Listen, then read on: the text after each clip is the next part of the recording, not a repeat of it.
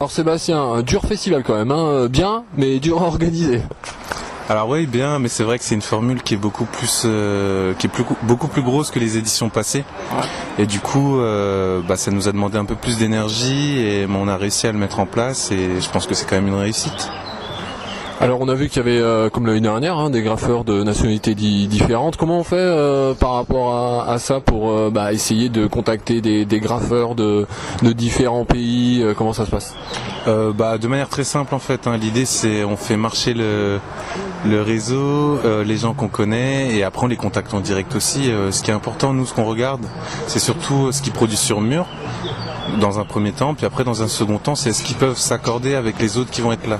Parce que l'idée c'est de produire des murs quand même qui vont avoir une certaine cohérence, on va pas mélanger trop les styles et tout ça. Donc on les contacte assez facilement et puis après on parle anglais, on baragouine ou on utilise Google Traduction ou ce genre de choses pour ceux qui sont russes ou je ne sais quoi et puis voilà.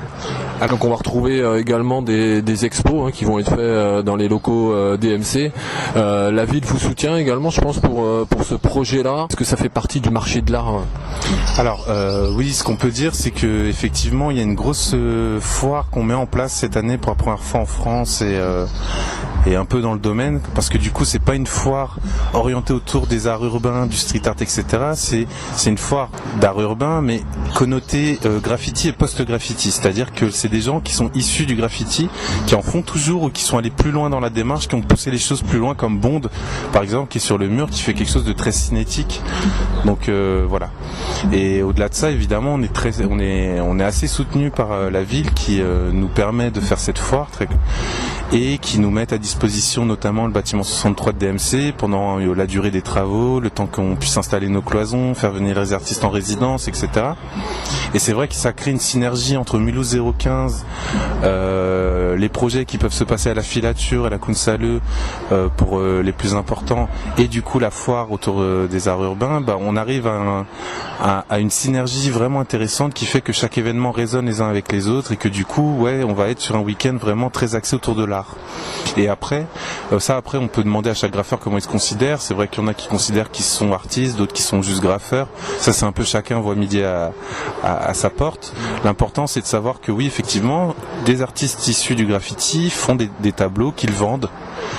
Et du coup, il y a potentiellement un marché. Il faut savoir aussi qu'un autre artiste qui s'appelle Cause des États-Unis a vendu une toile à 175 000 €. Donc c'est que oui, effectivement, il y a un marché de l'art. Artistes qui viennent même sans vendre, ils viennent présenter leurs travaux parce qu'il n'y a pas de foire dédiée au graffiti alors que ça fait 50 ans qu'on existe. Et l'idée c'est de remédier à ça, de pouvoir faire travailler les artistes en collectif, en individuel et de proposer les meilleures conditions d'accueil parce que nous sur Mulhouse, voilà comment on se positionne, c'est les meilleures conditions d'accueil, le meilleur jam possible et le meilleur festival possible. On est là-dessus. C'est pour ça que les gens aiment venir à Mulhouse et qu'on arrive à avoir des Italiens, des Allemands, des Ukrainiens, des Anglais, etc. À Mulhouse, nous, on a déjà un mur qui est une promenade où des gens passent. C'est-à-dire que déjà depuis, moi je suis là depuis 10 ans à Mulhouse.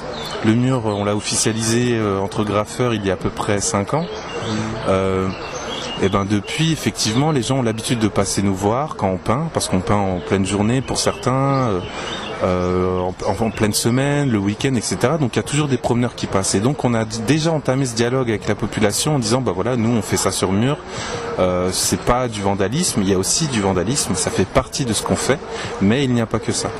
Et du coup, les autres graffeurs viennent de villes ou d'environnements où ils n'ont pas ces possibilités-là de pouvoir peindre comme ça de manière légale, etc. Donc forcément, dès qu'ils sont aperçus par la population n'a pas eu le temps de rentrer en contact avec eux et donc il y a cette stigmatisation qui peut exister. Mais nous à Mulhouse, on n'a pas du tout ça et on leur propose ça aussi. On leur propose une promenade, vous êtes là, vous peignez. Est-ce que tu as des petits coups de cœur? Est-ce que tu as des gens que tu voulais absolument avoir? Il y en a plusieurs. Il y a Léo qui, lui, depuis le début, nous a soutenus parce qu'il avait, au début, quand on a lancé le festival, il n'était pas du tout obligé de venir parce qu'il avait déjà une notoriété grande, etc. Il nous a fait confiance, il est venu, il a apprécié, il en a parlé aussi à ses amis, il nous a aussi aidé dans les premières années à pouvoir, on va dire, choper des têtes d'affiche, comme on pourrait dire, quoi. Donc ça, c'était assez important. Après, il y a Bond qui fait un travail assez remarquable et Loods qui est tout au fond sur le mur vert, qui est très galactique et moi, c'est un peu mon coup de cœur, donc voilà. Mais ça, faut pas le dire aux autres graffeurs. Mais c'est vrai que j'aime plutôt bien son travail parce que voilà, c'est très galactique et je me retrouve vraiment là-dedans.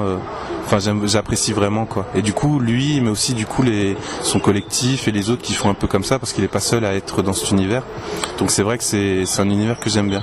Après, tous les gens que j'invite en général, c'est parce que soit le travail est vraiment intéressant, soit parce que y a quelque chose qui m'ont plu dans leur manière de peindre, dans leur technique de peinture ou qui m'ont dit tiens là il y a une chose un peu différente que les autres et donc c'est bien de montrer ça parce que du coup on pourrait mettre des graffeurs et c'est tous les mêmes mais ça aurait aucun intérêt. L'idée c'est de montrer une palette de choses différentes et de pouvoir montrer aux gens que le graffiti c'est pas uniquement j'écris mon nom de manière sauvage mais il y a toute une recherche, une stratégie et que chaque graffeur projette son identité sur le mur.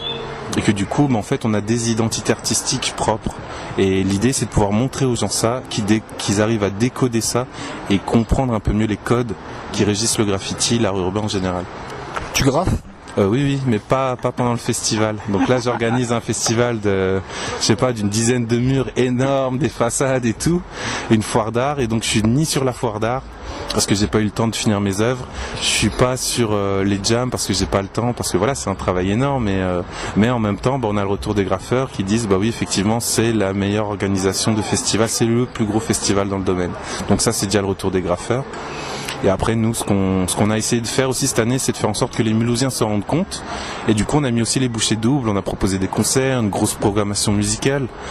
On a la foire d'art aussi. On est allé sur 3 week-ends, ce qui est, il n'y a aucun festival de graphe qui est dans cette optique-là. Et du coup, on essaye de montrer que voilà, c'est à Mulhouse qu'il faut être, tout simplement. Le chiffre, on sait jamais si tu l'as en tête, on t'en voudra pas. Le nombre de bombes utilisées que vous avez filé. Alors attention. Alors on a fait 2 commandes. Donc je sais que la première elle était de 900 bombes et la deuxième elle était de 2000 et quelques. Donc on est à peu près à 3000 et quelques bombes. On doit être à je sais pas 4 palettes, un truc comme ça, 4 palettes de bombes facilement.